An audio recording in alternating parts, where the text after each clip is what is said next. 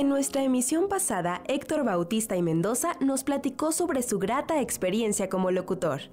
Yo estudiaba en el día, trabajaba en la noche y entonces empecé a escuchar radio. Lo primero que hice con mi primer salario que me gané fue comprarme un radio para escuchar radio. Y entonces empecé a oír los controles remotos que los locutores hacían, Luis Farías entre ellos, Luis M. Farías, hacían desde distintos restaurantes, centros nocturnos, y yo me preguntaba cómo sería ese mundo. Y fíjate qué cosa tan bella. Cuando yo llego a ser locutor, me toca transmitir a control remoto desde un centro nocturno que se llamaba Río Rosa y que escuchaba yo años atrás, en mi niñez, escuchaba yo los controles de ese mismo centro nocturno. Y ya después como locutor hice transmisiones a control remoto desde el Río Rosa. Es decir, desde ese momento empezaron mis satisfacciones profesionales. Estaba yo donde quería estar. Sin embargo, Héctor no es un hombre de una sola pasión. He aquí la segunda parte de esta interesante historia. Me apasiona el derecho de los trabajadores. Fue una pasión que tuve por la defensa de nuestro trabajo. Porque mira que nos cuesta trabajo llegar, realizarnos, hacer, como para que no sean respetados esos derechos. Cuando yo llego a Morelos en 1962, después de haber estado por el país trabajando, desde luego, yo siempre he dicho que tengo pata de perro porque ando por todos lados, me gustaba viajar, me gustaba no estacionarme, yo era nómada, yo no era estacionario. Si me invitaban a trabajar en un lugar, claro, ves las condiciones económicas, te las mejoran de cómo estás y además vas a conocer y además vas a hacer lo que te gusta y además te pagan. Pues, qué padre, ¿no? Entonces, cuando yo llego a Morelos en el 62, poquito tiempo después, había un delegado sindical que no quiero decir nombres, ¿no? Porque viven todavía y no quisiera afectar y herir susceptibilidades. Pero la gente empieza por inclinarse a que yo los representara. Y me eligieron primero su delegado, luego su secretario general, y de ahí parto hacia la política sindical a nivel estatal, pero dentro de la CTM, como secretario de Trabajo, pero realmente era yo encargado de la Secretaría General.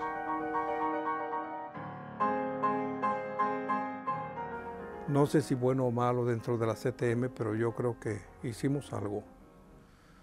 Y entonces yo empiezo a vislumbrar la posibilidad de incursionar ahí también, en la cuestión política.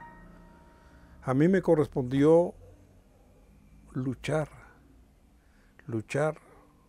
obviamente, con todos los sindicatos, con toda la organización, con esta fracción de la CTM en el estado de Morelos, cuando el obispo Méndez Arceo trataba de involucrarse en la situación político-sindical.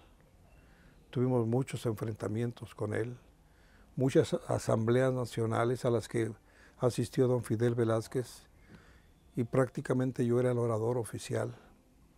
Fue satisfactorio para mí encontrarme en esas luchas en que defiendes lo tuyo y lo tuyo es el derecho que te están afectando el derecho a la libertad sindical, en fin, una cosa preciosa con anécdotas de las que quieras, hombre.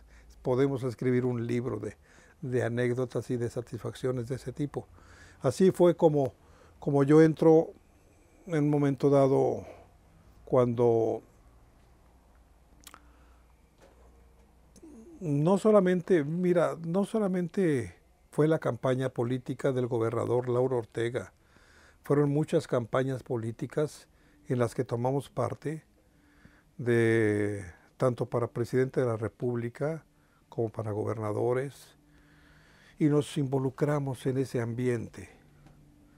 Y es cuando te digo que vislumbro la posibilidad de llegar a una diputación. El señor gobernador Lauro Ortega, le hicimos una campaña para lograr su gobernatura. Cuando logra ser gobernador, me ofrece la creación del Sistema Morelense de Radio y Televisión. Hace más de 20 años se encendieron los transmisores de un canal de televisión y 4 estaciones de radio. Nació el Sistema Morelense de Radio y Televisión.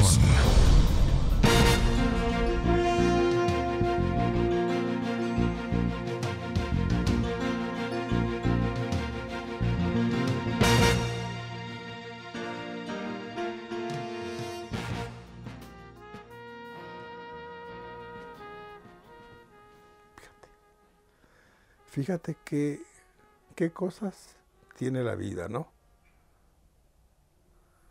Yo hubiera sido el primer director del Sistema Morelense de Radio y Televisión. Decliné la invitación con todo el respeto del mundo, porque a don Lauro Ortega no cualquiera se atrevía a decirle un no. Lo que él decía, así era. A mí me invitó a que yo formara el Sistema Morelense de Radio y Televisión, porque Sistema Morelense de Radio y Televisión es una organización que existe en varios estados del país. Y entonces dijo el gobernador, aquí será Sistema Morelense de Radio y Televisión. Y me dice, ¿cómo ve? ¿Cómo ve? Si usted se hace cargo de esto. Y te encuentras entre la espada y la pared, el afecto, el aprecio, la confianza, la amistad, porque el gobernador y yo fuimos amigos. Había mucha confianza con él. Yo era de las personas a las que en casa de gobierno yo tenía picaporte, porque llegaba y, ¿cómo está, diputado? Y pasaba yo con toda la facilidad del mundo. Me quería mucho el gobernador. Fue cuando me ofreció hacerme cargo de esto. Le dije, señor, con todo respeto, no declino la invitación, pero me limitaría. Yo estoy tirándole a otro venado. Yo quiero ser diputado. ¡Sándele! ¡Sándele! Nada más tenga cuidado que no se le vaya el venado. ¡Qué cosas! Y no se fue el venado.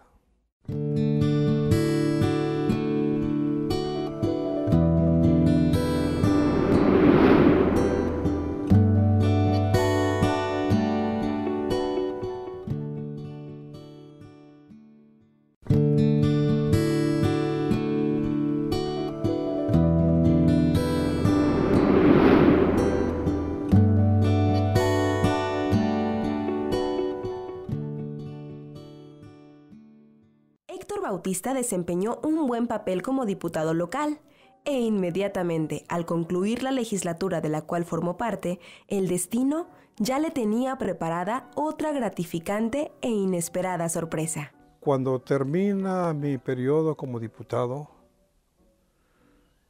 un día desayunamos con el señor gobernador, con don Lauro, y a la salida, porque salió a la puerta a despedirnos a uno por uno de mano,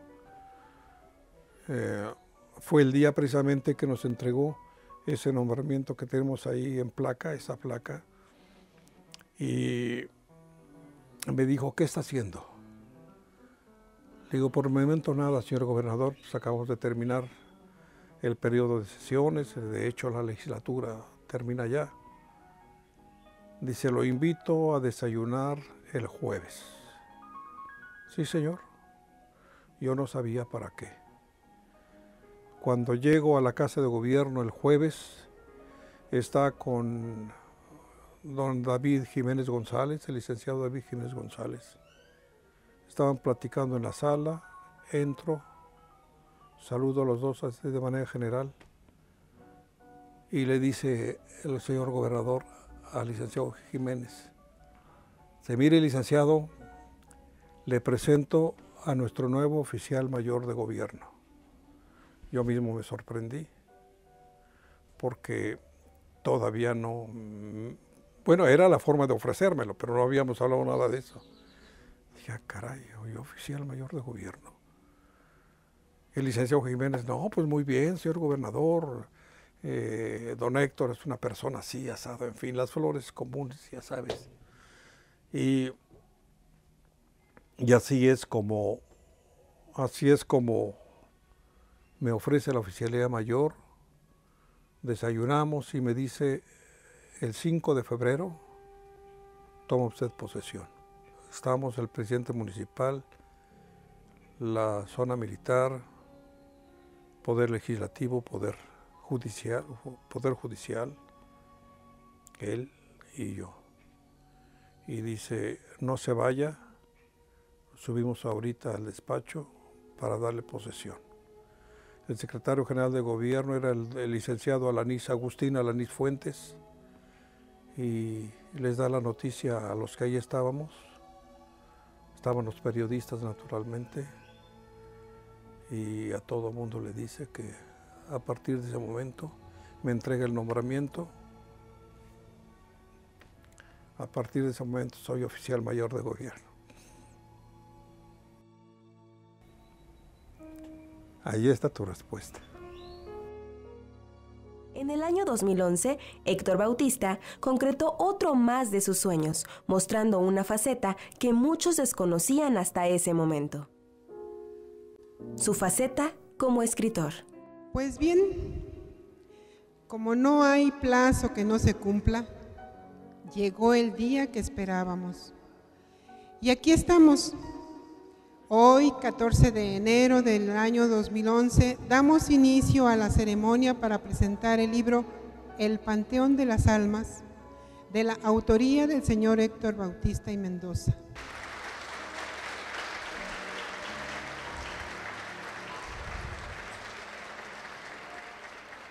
Lo que el autor llama novela es mosaico de palabras y hechos que se transfiguran para crear el espacio único e irrepetible del libro. En los andares empecé a escribir poemas. Cualquier momento, cualquier situación me daba la posibilidad de escribirlo en poema. Perdí en algún lugar. Si lo perdí, no sé dónde, obviamente, ¿no? Cuando se pierde algo, pues no sabes en dónde quedó. Algunas canciones que yo no sé música, pero tenía la idea de su musicalización. Los perdí, no sé en dónde quedaron, pero seguí escribiendo poemas. Y los tenía yo ahí guardados y en algún día yo tuve un negocio, una papelería. Quería tener algo por aquello de ya no seguir trabajando para otra persona, no para otra institución, sino un negocio propio.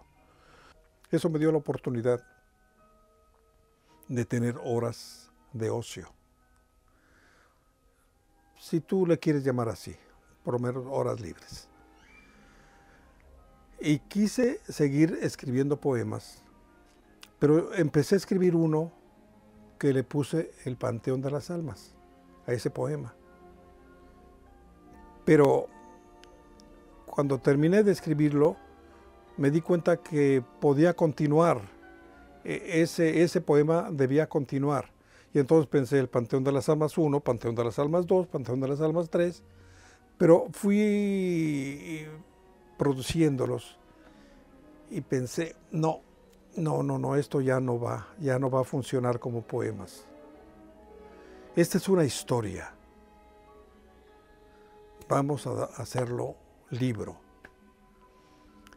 Porque surge una convicción que tú misma vas encontrando. Si puedes hacerlo con la palabra hablada, ¿por qué no vas a poder hacerlo con la palabra escrita? Es distinto, te lo digo, es distinto, muy distinto. Porque a la palabra escrita tienes que encontrarle todas las reglas ortográficas sabidas y por haber. ¿Sí? En la improvisación de la palabra hablada, tú juegas con el idioma, sobre todo si tienes práctica, juegas con el idioma y te la llevas, pero en la palabra escrita tienes que encontrar el respeto a las reglas gramaticales. Y esto que estamos comentando tú y yo ahorita, no puedes manejarlo igual en la palabra escrita. Y entonces dices, caray, ¿cómo que puedo? Y entonces vas sacando la idea de la historia que aquí se narra, que aquí se describe, y empiezas a hacerlo. Y todos esos poemas que ya tenía yo, había que darles un lugar. Y a la misma historia le vas dando la razón para un poema. Y vas creando otros poemas nuevos. Y entonces surge la idea. Y se hiciera un poemario. Y entonces te encuentras entre varias disyuntivas. ¿Qué hago? ¿Hago un poemario? No. Esta es una historia y va a quedar así. Y entonces es como van haciendo poco a poco la historia de Ricardo y Erandi, que son los personajes principales, y va habiendo cabida para cada uno de los poemas, y entonces dices, no, esto es lo que va a ser, sí es cierto, y ahí te la llevas y sigues escribiendo, y compro mi computadora y sobre de ella, mano. Y ahí está el Panteón de las Almas. De hecho, el Panteón de las Almas es nuestra propia conciencia. Si tú ves el lema del libro, te dice un panteón donde no hay tumbas, no hay epitafios, no hay nombres, no hay fechas, ni flores recién cortadas. Este es otro panteón. Este es un panteón al que acudes. Y como dice la protagonista Erandi, dice, yo creo que en ese panteón su primer habitante voy a ser yo, dijo Erandi. Y dice Ricardo, no, ahí se va en pareja. Y sorprende qué idea tiene del panteón. El Panteón de las Almas es tu propia alma.